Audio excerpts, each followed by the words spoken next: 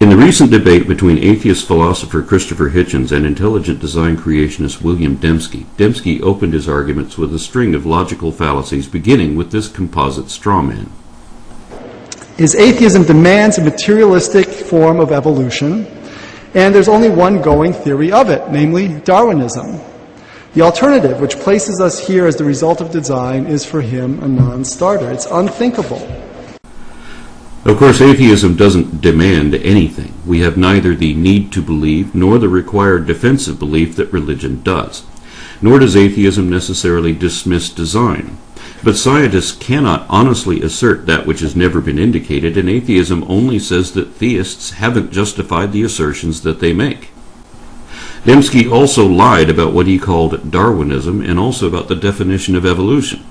At one point he says, evolutionary ideas go back a long way. They don't take precisely the form of Darwinism, but if you are an atheist, that's really the only game in town. Matter, the natural world, has to organize itself.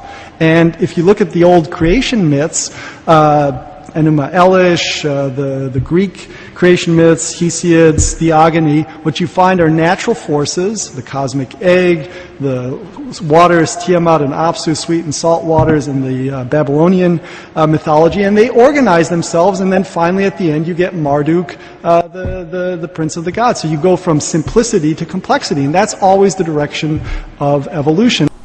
This is another bold-faced lie, a whole bunch of lies rolled into one, in fact. Let me show you why. First of all, the Genesis fables go from simple to complex, yet obviously don't qualify as evolution, so Dembski's analogy is already absurd. But it gets worse than that when you read the other creation myths he mentioned, because they start out complex and actually simplify from there, opposite of what he said. It is true that anything which can be changed or revised can be improved and thus become more complex, not that increased complexity is necessary for evolution. But we know that mythologies have been retold many times over with subtle embellishments occasionally added, so these old stories have evolved in a sense, but not in the way that Dembski wants us to realize. First of all, Hesiod's Theogony may be contemporary to Genesis 2, but Enuma Elish is the oldest creation myth known to archaeology and has many other myths associated with it, which are all older than the Bible, yet written by the very ancestors of the biblical authors. All these myths anthropomorphize natural events. Theogony gave human personalities to the earth and sky, while Enuma Elish declares a river to be the masculine lover of a feminine sea. Likewise, the Bible's book of Proverbs personifies wisdom as though she were a goddess. This is how most gods were created. But now let's look at what these stories actually say. In the Greek creation myth, we see that the same prophecy is shared at the birth of Zeus as with Moses and Jesus, that the child shall overrule the current Lord if not killed in infancy. The men of the earth were also cursed by the God of gods for their discovery of forbidden knowledge. Whether it is the acquisition of fire or the release of evil from Pandora's box, there are parallels to Genesis 2. But Theogony shows parallels with the New Testament too, because the god Prometheus is crucified to atone for the sin of man. Enuma Elish describes the creation in 6 generations of gods recorded on 7 tablets. The 6th divine generation included Marduk, who created men to complete their work so that future generations, beginning with the 7th, could rest. Even the method of creation is similar to Yahweh's creation of Eve in Genesis 2. The creation of the first men and women in Genesis 1 is paralleled by another pre-biblical myth, the Epic of Atrahasis, wherein clay figurines are washed in the blood of a god who was sacrificed that they might come to life. All of these evidently inspired the familiar revisions which are eventually compiled into the Bible. None of them are remotely evolutionary or materialist, and all of them are quite the opposite of everything Dembski said they were. A professor of philosophy with degrees in both theology and psychology has no excuse for an error of this magnitude, especially when... My dad was a biologist. He taught evolutionary biology. When Hitchens took the floor again, he accurately observed that Western monotheism has always been initially hostile to significant revelations of science until these became so humiliatingly obvious that even those in the business of denying reality were forced to accept them. Hitchens also turned to the void already absent of any evidence to indicate God and filled that with negative evidence, further diminishing the likelihood. Things like universal chaos, rampant extinctions, various examples of scriptural and practical contradictions inherent in the common assumptions of Abrahamic theism. But in defense of evolution, Hitchens usually cited Christian evolutionists, preemptively disproving some of Dembski's predicted allegations, although Dembski still went on to make those accusations anyway. Most importantly, Hitchens argued for the value of objective analysis, which he described as evidence against interest.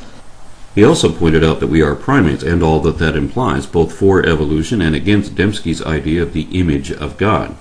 I would have fleshed out our taxonomy a good deal further, but of course Dembski exhibits no knowledge of that subject and is required by his faith to dismiss it, which he tried to do using one of the staples of creationist misrepresentation.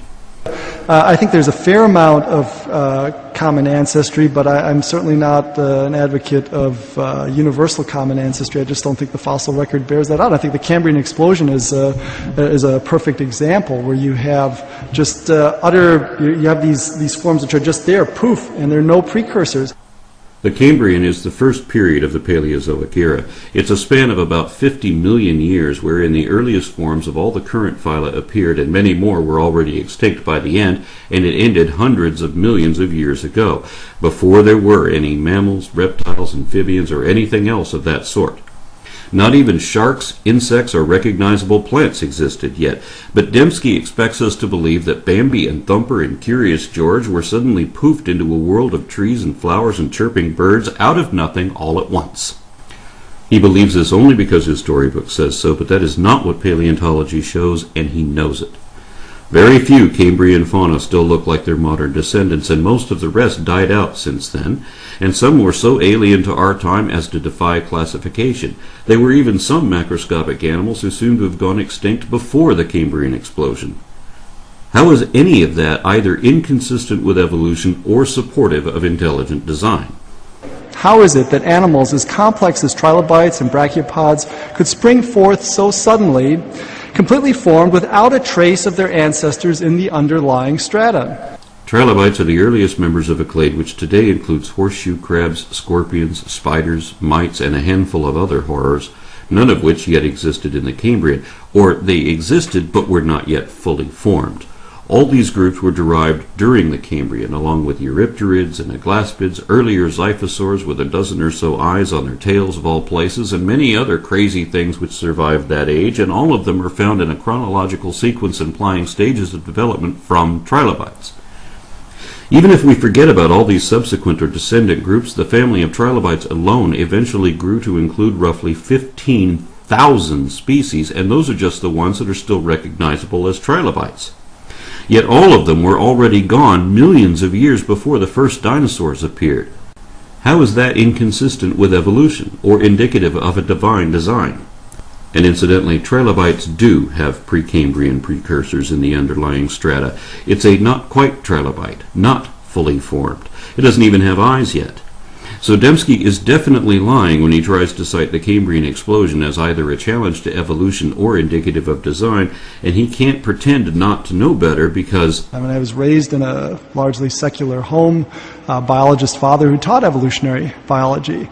Ultimately, Hitchens hit Dembski with one of my favorite questions, wherein he lists some of the other facts of evolution and cosmology, which we can actually prove to be true of our position, and challenged his opponent to do the same. What is true of your view? Of course, Dembski had no way to answer this question, so he ignored it too. He quite wrongly assumed that Hitchens' rejection of God was a result of accepting evolution. As I have already shown, this is the first and foremost of the foundational falsehoods of creationism. Dembski based his entire presentation on his own rejection of evolution. He denies evidence of any type, all on the same excuse that that doesn't prove anything. Thus he ignores everything which only evolutionary science can explain, while forgetting that his religious alternative explains nothing. Note that the full positive case for God's existence can and should be fleshed out. Typically, such a case flows from critical reflection on the big questions of life. Why is there something rather than nothing? Where did we come from? Where are we going? Why should we take morality seriously? Why is the world comprehensible to our minds? Why does mathematics, presumably a human invention, have such a precise purchase on physical reality? Each of these questions can, in my view, be answered better with an atheistic than an atheistic worldview. But of course, religion doesn't answer any of these questions with any measurable degree of accuracy like only science can, and in my view, cosmology and evolution do a better job of that in each of the cases he mentioned. Dembski claimed to have ample evidence of his intelligent design alternative, but failed to list any of it. He seems to think that complaints about evolution, misunderstood and misrepresented, could somehow count as evidence of miraculous creation. He criticized Hitchens' skepticism, but gave no explanation why the audience should assume the same conclusions that Dembski does, nor could he, since he admitted in the debate that his own conversion was based on emotion rather than evidence. And without presenting any evidence at all, Dembski said that his argument had somehow already established the existence of God. But all he did was assume God, and assume that everyone else assumed the same thing, without reason, since he had none to give. Neither did he refute any of the points Hitchens actually made, either on stage or in his book, yet he claimed to have just done so while we were watching. I've watched the video again a couple more times since then, and no, he didn't. Less than halfway into his opening comments, an obviously delusional Dembski has evoked at least a half a dozen logical fallacies and lied no less than 9 times so far, but hasn't yet presented any sort of case and was already claiming victory.